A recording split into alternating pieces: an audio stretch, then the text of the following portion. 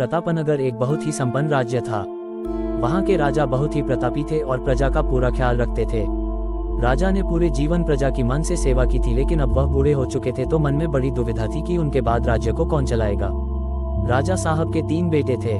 अब तीनों ने एक ही गुरु और एक ही विद्यालय से शिक्षा ली थी, लेकिन राजा ये निर्णय नहीं कर पा रहे थे कि कौन राज्य के लिए सबसे अच्छा उत्तराधिकारी है। अब राजा ने तीनों बेटों की परीक्षा लेने की सोची।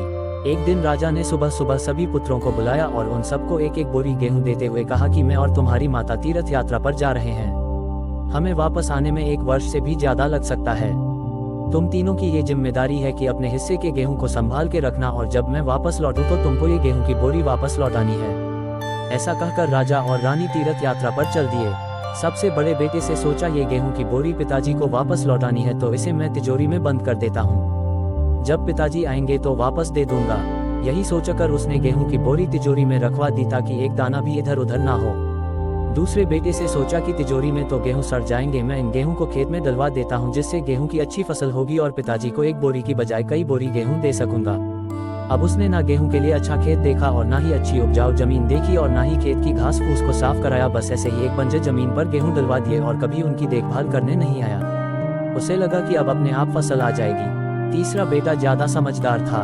उसने अपने मित्र के साथ मिलकर एक अच्छा खेत देखा जो बहुत उपजाऊ था। फिर उसकी मिट्टी बदलवाई, वहां घास फूस की सफाई कराई और फिर विधि अनुसार गेहूं के दाने खेत में बो दिए।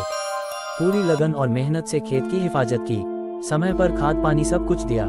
साल भर बाद पहली फसल आई, उसने फिर से उसे बोया, फिर और अन्न उपजा।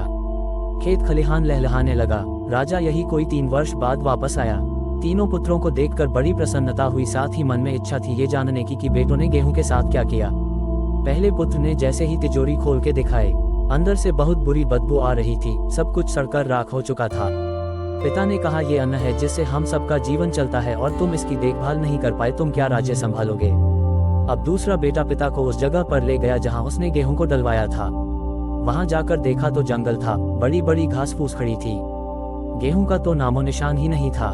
राजा बहुत नाराज हुआ और उसे भी राज्य का उत्तराधिकारी बनाने से मना कर दिया। अब तीसरा पुत्र पिता को अपने खेतों पर ले गया।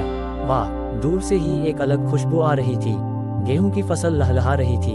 चारों तरफ हरियाली और जीवन था और उस खेत से 50 बोरी से भी ज्यादा गेहूं उत्पन्न हो चुका था और आज भी खेत में फिर से फसल खड़ी थी।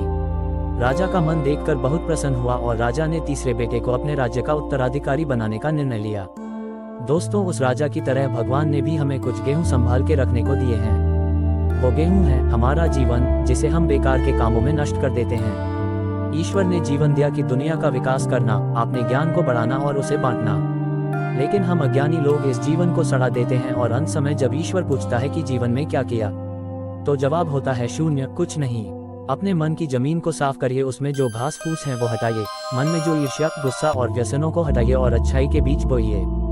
राजा के 3 पुत्रों के माध्यम से यह समझाने की कोशिश की गई है कि हमें अपने जीवन में मिले अवसरों, संसाधनों और समय का सही तरीके से उपयोग करना चाहिए। तीनों पुत्रों ने एक ही शिक्षा ली थी, लेकिन उनके जीवन में संसाधनों का उपयोग करने का तरीका भिन्न था। इस कहानी में राजा के द्वारा दी गई गेहूं की बोरी प्रतीक है उन अवसरों और जिम्मेदारियों का जिन्हें हमें संभाल कर रखना और आगे बढ़ाना होता है।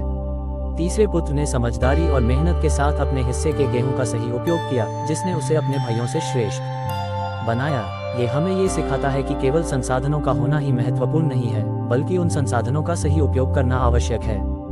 जो लोग अपने जीवन में अवसरों को पहचानते हैं और उन्हें बुद्धिमानी और समर्पण के साथ बढ़ाते हैं, वही सही मायने में सफल होते हैं।